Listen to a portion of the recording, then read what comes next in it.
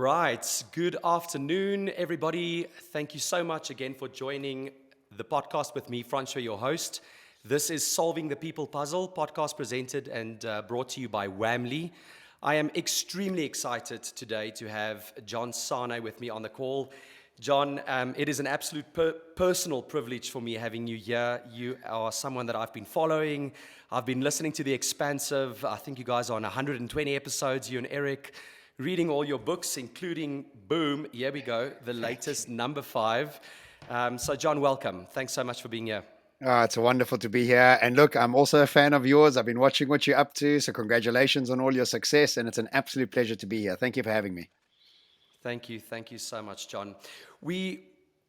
Just as a way of introduction, this podcast is called Solving the People Puzzle. And so our audience typically is HR, human resource departments, HR execs, HR managers, as well as business owners. And so in every episode, we try and bring value to this community, obviously not excluding anybody else who's interested in listening to us. And when I picked up the 5th book, I told the production team here, yes, it would be phenomenal to get John on because, yes, we bring value to this specific group of individuals, but ultimately it's around the people puzzle. And the work that you've been doing in preparation today, I thought to myself, in many ways, the puzzle is the future. And I just thought maybe as an introduction, if you can share who you are and what the 5th book is about, who do we become? And then we'll take the conversation from there. Wonderful. Thank you. So I call myself a futures strategist. There's a plural there on the future because I think there's multiple futures we can work towards. It becomes our incredible privilege of responsibility to create the futures we want. There isn't one apocalyptic future that we're moving towards, which is what social media and CNN want us to believe.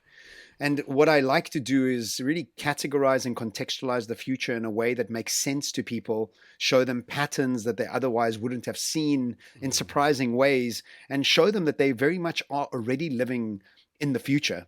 But just because we come from this perspective, we always are scared of an uncertain future that we're moving into. And this is where the idea of psychology comes in, is because our brains don't like uncertainty. And so the combination of psychology and futurism for me is the real sweet spot in helping us prepare ourselves and our teams and our organizations for what's coming, but most importantly ourselves, because it's ourselves that are dealing with this uncertainty, and our brains love predictability.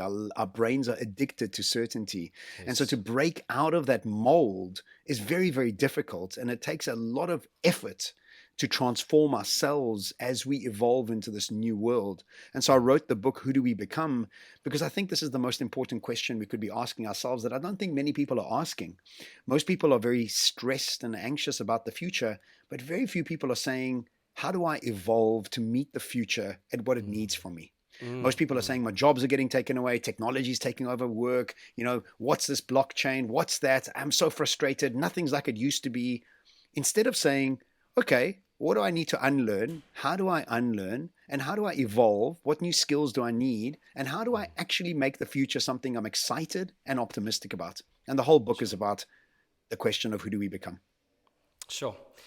Yeah, I guess, John, it's a question everybody's asking now. And, you just mentioned the type of clientele you deal with. You mentioned organizations. And so I thought a good topic for today's conversation is, how can organizations develop a mindset, a thinking pattern, a way of work to embrace and help employees embrace change successfully. And so, looking at your book, from my perspective, some of the categories or themes around this is, how do we evolve into a more decent, dynamic version of ourselves?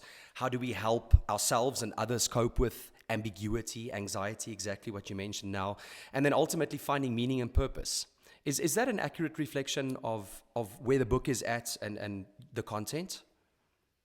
Yeah, I think a very, very good summary of a nutshell of what the book's about. But I think what we have to understand is that this buzzword of purpose is really going to become the currency of the future. We're living in a world where technology and AI is eclipsing capitalism as we understand it. Our drive for massive levels of efficiency have actually broken the capitalist system.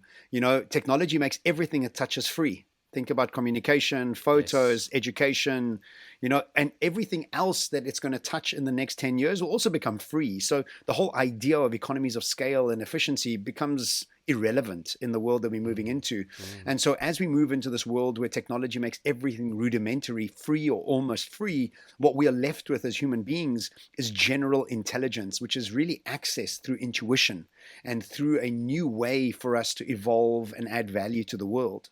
sure. So if we think about company culture, and we try and understand company culture, is that many times organizations have transformational programs and they usually fail. And the reason they usually fail is that organizations are made up of people, not vision boards, Sure. not mission statements, but Mm, of people.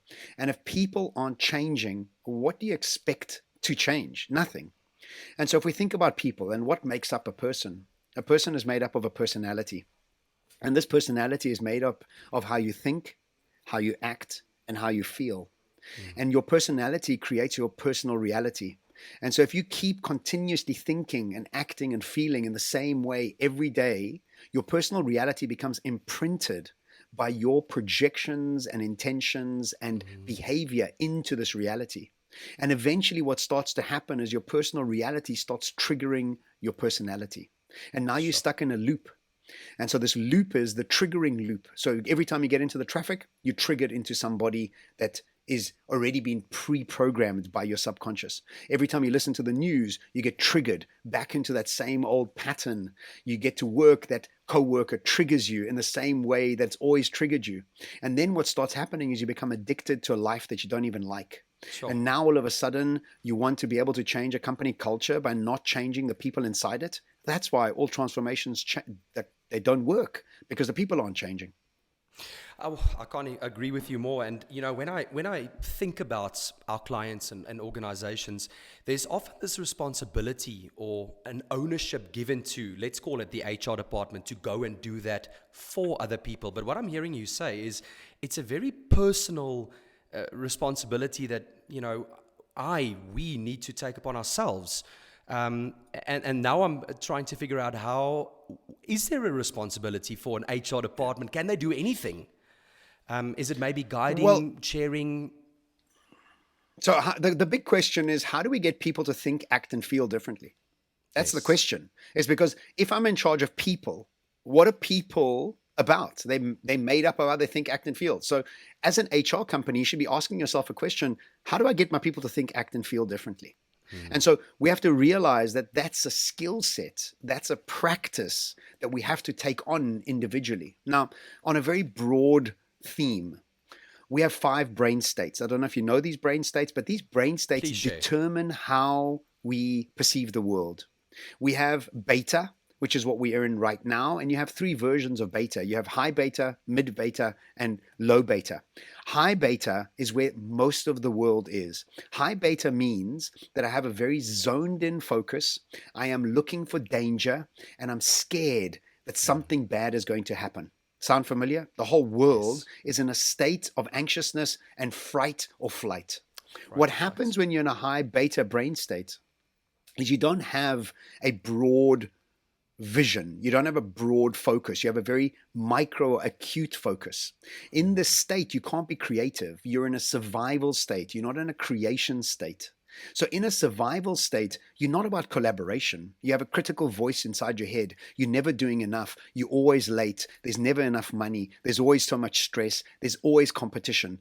And so, Mm, we've been trained to think in this analytical high beta state. That's why so many people are on so many mood enhancers. That's why so many people mm, drink alcohol and take drugs, because they can't get themselves off that high beta because they're addicted to high beta. And our mm, brains create a habit of linking into high beta.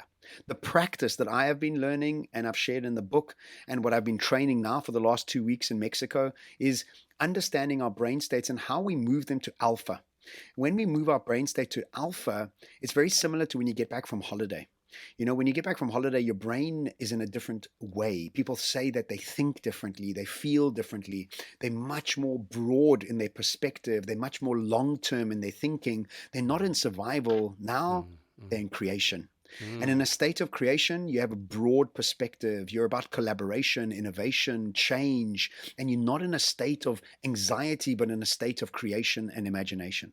So as an HR department, the practice should be, how do we get our people to think in an alpha brain state? How do we get them to see broad strokes of the reality around us so they can start connecting the dots that our competition can't? But if we pressure our staff and we're always driving them on quarterly profits and we're always telling them that your job could be lost, now you're putting them in a state of survival, and you can't get them to change in a state of survival, because who wants to change when they're being chased by a tiger? Nobody. Yeah. You have to be relaxed to be able to change and to change your culture. Sure. So much wisdom there, John. I think what I'm hearing you saying is that we often, if you think of a company's values, like you hear these labels: collaboration, teamwork, innovation, think outside of the box. All of these phrases are actually difficult to do when you're in that first brainwave you described, that survival mode, right? Where I'm anxious the whole time, where I'm scared to lose my job, where I'm hearing automation, AI, machines is going to take all of this away. So there's a responsibility from the organization to assist, to allow for the space for people to not feel that way. But then what I'm also hearing you saying is there is also an opportunity for people to gain this knowledge, through a book like this, or a Joe Dispenza's work, or, to on an individual level start practicing some of these things that can also help me move into alpha. Well, absolutely. And I think if you realize that the skill of the future is not to be in high beta, it's to be in alpha, because computers, data, AI is doing everything analytical that we used to have to do, and our brains needed to be analytical to solve those problems. But now all of a sudden AI is solving those problems. So if you're wanting to compete with AI, then you need to stay in high beta, and guess what? We're all going to lose, because you can't compete against AI. So what you have to do is actually change your own brain state to come into a state of more imagination and more deliberate collaboration, and see the world as a friendly place, not a dangerous place. And if you get yourself into that state often, almost daily, that you have to do that practice, because you have to unwire the parts of your brain that have been sort of habituatized to see and look for danger. And it's a practice. I do it all the time. I meditate every morning and every evening so that I can re-engage my brain to see the world differently, to access different information. And if we're not doing that on an individual basis, you will be irrelevant in your work and in your business. And that's just exactly what happened in the agricultural times, shifting to industrial times, is that in the agricultural times, the most important thing you had was your body and your manpower and cow power and horsepower.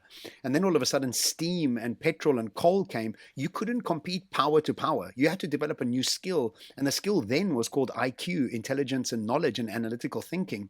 And here we are moving into the quantum phase. You can't compete with AI, just like you couldn't compete with steam engines. Now you can't compete with AI. So the new skill is intuition, creativity, imagination, experimentation. And these are all accessed through a different brain state. And so the practice is to calm down, is to relax, is to find safety, and then to start to think about changing culture, and then to start seeing how to add value in a new way. Sure. I mean, I had a question around what are the skills that individuals can prepare and learn themselves for, and you just listed all of them. So I'm hoping, audience, that you have a pen and a piece of paper to make some notes. We'll circle back to some of that, John. Can I take you to the comment you made earlier around organizations and culture and change? In your opinion, why are some of these organizations better at it, even if it is just perceived? But, you have these surveys that go out around the best companies to work for, or most reputable brands, or most welcoming cultures. Is it awareness? It's a great question, and I always think it's the CEO's energy.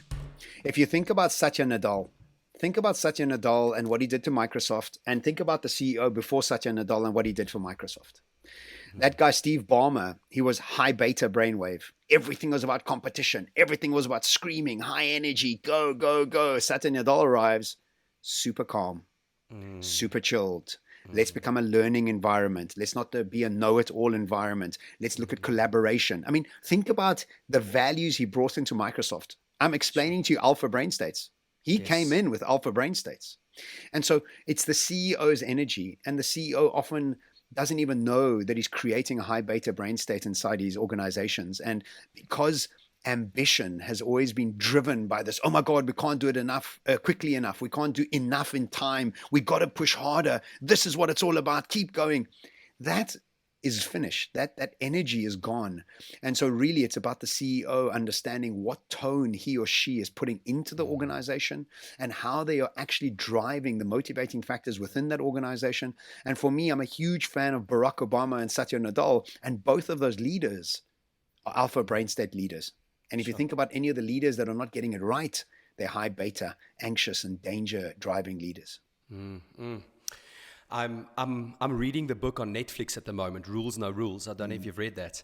And Not yet. it's so interesting when they speak about, well, you speak about energy of the leaders. You know, people very often ask, what is culture? You know, in my opinion, culture is the behavior of leadership. And the same with energy, emotions, energy in motion, right? So the Netflix example is where they say their entire culture that they built was based on, you know, less rules, less governance, less policies, more calm emotions, calm environment, safer space for people to explore. So absolutely hear you and think that's super valuable. Yeah, John. So if we think then about the next 10 years, how should organizations now, because a lot of what HR is doing is also, especially the executives, you know, they get tasked with, you know, setting up the organization, the mindset, the culture, the environment. If we think of the future, then how can organizations position themselves to succeed? Because the disruption is not going to go away, right? It's going to become faster. It's going to become worse.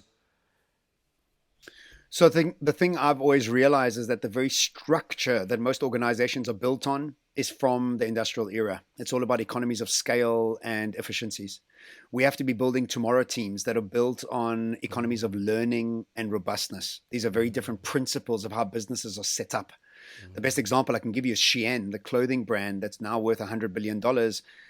What they do is they built their business on economies of learning. I don't know if you know about their business model, but they take every piece of clothing or picture on social media that's been liked and shared the most.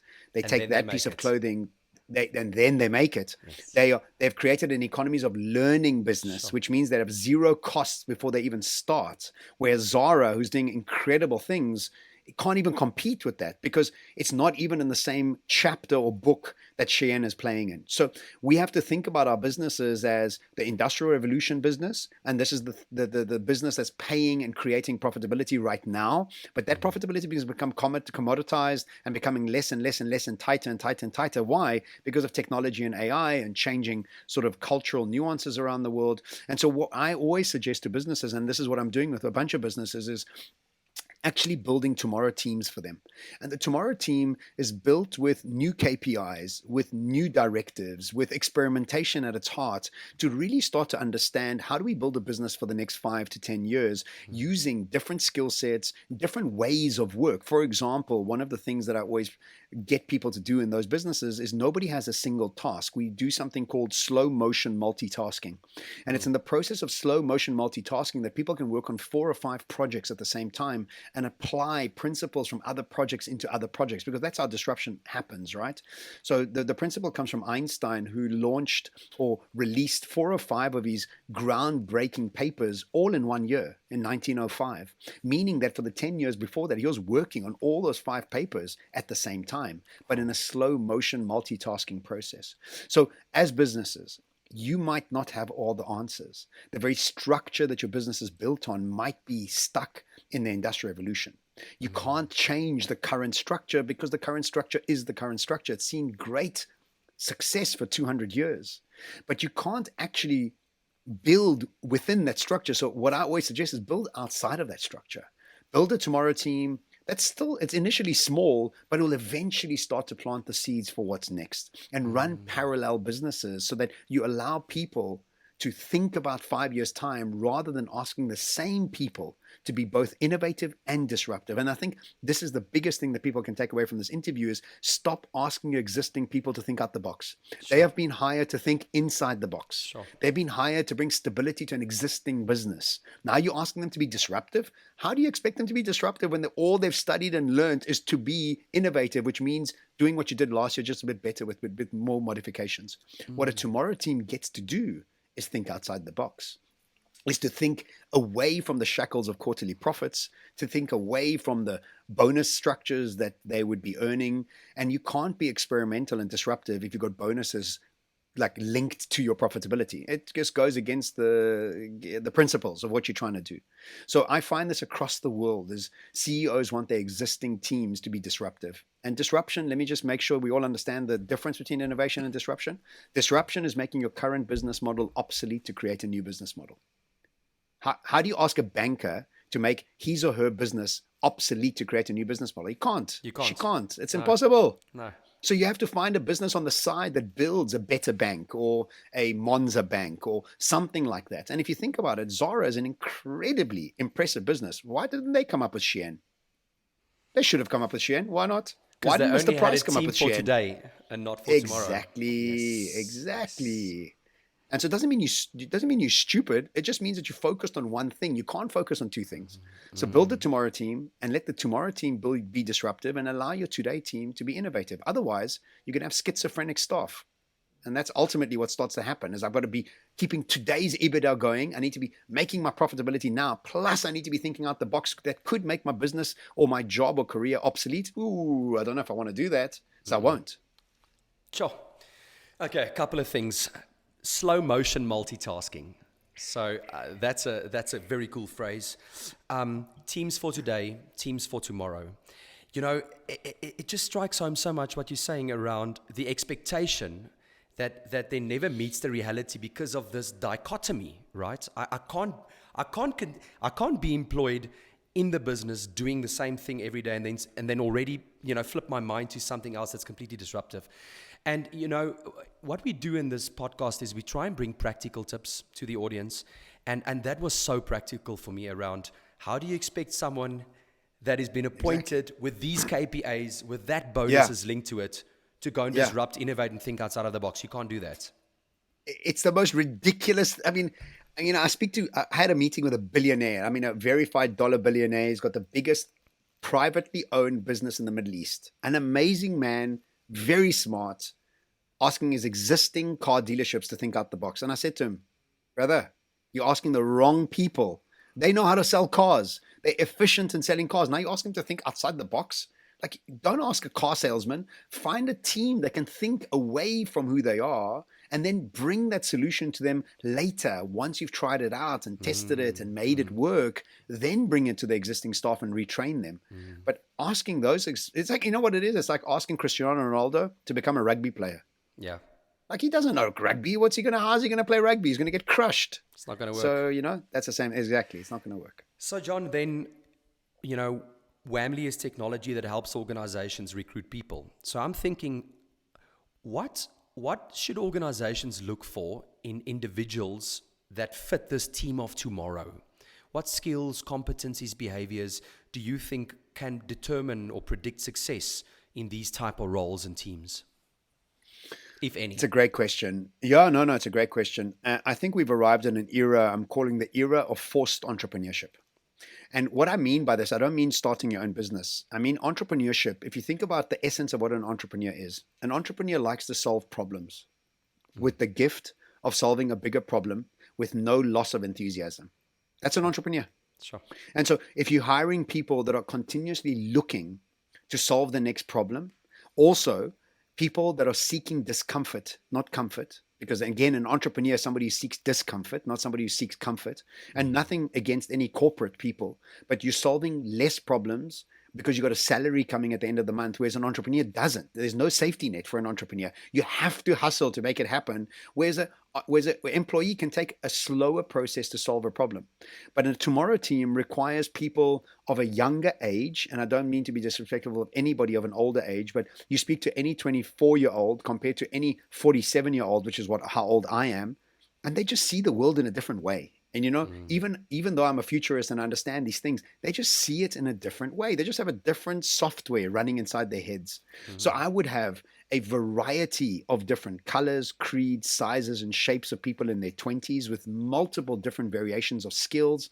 Allow them to take 4 or 5 subjects and look at solving them using technology and human sciences, and allow them to experiment and play in that space using a process of slow motion multitasking with the KPI of bringing a most lovable product to the market within 6 months or a year, so that they can play around with them and test them. And so it's really depends on the market you're in, depends on the sectors you're in. But in principle, you need younger people with a new software within their heads, being able to play around and experiment with 4 or 5 solutions and work around the solutions to try and see what works and what actually grips into the marketplace. Couple of things. Didn't know you were 47 years young. Yes. When you read up on these NFTs and this crypto, the metaverse, it's these 20-odd-year-olds, sitting in a basement somewhere or in a garage, becoming billionaires, millionaires, and it's. I mean, I'm 35, and it's overwhelming for me. You're already old. Yeah, exactly. Like, what's happening there? So, okay, that's fantastic. So what I am hearing you say, it's not one type of individual. It's curiosity. It's a different program running. It's different exposure, definitely more exposure to technology than we were or had. Well, they're natively technology linked. You know what I mean? They just grew up with it, so they just understand it differently to us. I always say this: like we have a problem with in the world right now is an old man problem. And no disrespect to any mature men listening to this, is that old men run a different software. Look at Putin, look at Xi Jinping, look at Biden, look at all these guys. They might mean well, but I don't think they have the depth of understanding of what's coming. Their brains are built on scarcity and linear thinking. It's seen them to be greatly successful practicing those skill sets. It is a different software that the world requires. We need iOS 20, where many of the leaders around the world are running iOS 3. Yeah. It's just they're not competent. They don't understand what the world's coming to. And this happens in every generation, Francois. If you think about any older generation, they can't grip with what the next world is. And what they do is they ignore it, they boo-boo it, they try and pretend to understand it, but you just can't. And that's why the tomorrow team must be led by somebody who thinks expansively and broadly rather than acutely and sort of zoned in focus, more of a zoned out focus. Yeah. Considering the last 2 years, and I know your book has got 3 parts. There's the anguish, there's the abnormal that goes into the adventure. Some of the businesses, John, really did flourish in COVID. I mean, South African businesses, they took chances. They bought domes. They hired 1,000 people. And it's interesting if you reflect back to the last 2 years, you can clearly see those patterns of some of these organizations that weren't scared and that didn't go into their box or into their shell. Yeah, it was amazing. And look, again, those CEOs were entrepreneurs looking for opportunities and excited about all the change. And many of the other world were addicted to certainty and were so petrified of any of the change that happened. So yes, again, it's really dependent on the CEO and the way the CEO sees the world and what tone he sets for his organization to follow. Yes. But in times of chaos, and if you think about what chaos is, it's just disorganized order. And in times of chaos, the opportunities are there for the people that are looking for them, that aren't in fright or flight, but are actually in creator mindset. And in that creator mindset, you're in a low beta alpha brain state. And in those brain states, opportunities are everywhere. But when you're in danger, there's no opportunities. It's all about survival. Yes. John, I want to land the plane for us. You started your entrepreneur journey with restaurants. Am I correct? It was a bit earlier, yes, but restaurants was shoes. Jeez, you got a good memory, yes. Vending machines, tech startups. Tech startups, yeah. Very often when I engage with this type of content, especially if you're not doing it on a day-to-day basis like you, it can become overwhelming. And, I don't want the audience to be, feel like I don't actually have an idea where to go from now. So from your own personal journey, John, being a leader of people and in different seasons and different contexts, what are some of the 2-3 things that we can leave the audience with tying back to the book as well, because I want to do a shout out as well around the book and where people can find it and find you. But just 2 or 3 tips for an individual listening now going, okay, I'm not exactly sure what this content means, but it does sound vaguely like something that I want to explore. What can they do? Look, I think the very first thing we must realize is that our brains have got us prisoners to thinking in old ways. And we have to start dissecting and seeking help to try and understand how do we rewire our brain. Our brain has been programmed for the old world. We have to reprogram it for this next stage of our human existence. And there's no getting away from it. The sooner you start the process of self-development, self-processing, just reflecting on who you are, where you come from, what memories are you holding on to, what trauma haven't you healed, because all of those things add up, create depression, create anxiety. So the very first thing for me is go to the source of who you are, find out and seek help to try and see how you can alleviate yourself from any patterns that are holding you stuck. Meditate, read, go to a psychologist, go to workshops, just do whatever you can to shift that internal sort of software that you have running. The second thing I always suggest to people is make 10 minutes a day to expose yourself to something about the future. Just 10 minutes. Like, instead of listening to the radio, instead of watching TV, just watch a documentary like Cold Fusion. It's a great YouTube channel. I always recommend it. Just go watch Cold Fusion. It's a 15-minute documentary on GPT-3, which is an AI open source original text platform, right? Which is disrupting authors like me. But, I've been watching this for a year now, and I understand it. I've already used it, and I'm comfortable with it. When I first initially saw it, I was really scared and really like, oh my God, I can't believe my career is being disrupted in this way. But expose yourself to the future. The reason that we are scared of the future because of the uncertainty is because you haven't exposed yourself to it. So it's a 2-pronged process. 1, what are you dealing with and healing emotionally? And 2, how are you exposing yourself to the future as often as possible so your language can change, your focus can change, and so the uncertainty become more certain, and you can start making decisions from a more healed emotional place, as well as decisions based on future strategies rather than practicing old ways of doing business. Beautiful. John, where can individuals find you, find the book? Thank Who do you. we become? Yeah, thank you. Look, 7.5 billion people in the world. There's only one John Sanei. Can you believe my flippin' luck? So on all social media channels, you look up John Sanei, there's only one. So I'm so lucky. So please look me up. I got a brand new website going live today. I'm always sharing my latest research and my latest thinking because it helps me package it and curate it when I teach it. So join me there. And also the book is available on Amazon, at all great bookstores around South Africa at the moment. And we've partnered with a London-based publisher for us to go into Europe. And I haven't recorded Audible as yet, but available on, and I speak about it quite often on my podcast, The Expansive. So yes, right across the board, I'm available, and please do join me on the journey on social media as we evolve and try and find a sweet spot in the future. John, thank you so much. Appreciate your time. Guys, we're giving away 6 of John's books. We will be posting on our social platforms around how to enter, but we're very excited. John, thank you so much for the wisdom, the insight, the authentic honesty. It's been an absolute pleasure with you. Thank you so much for having me.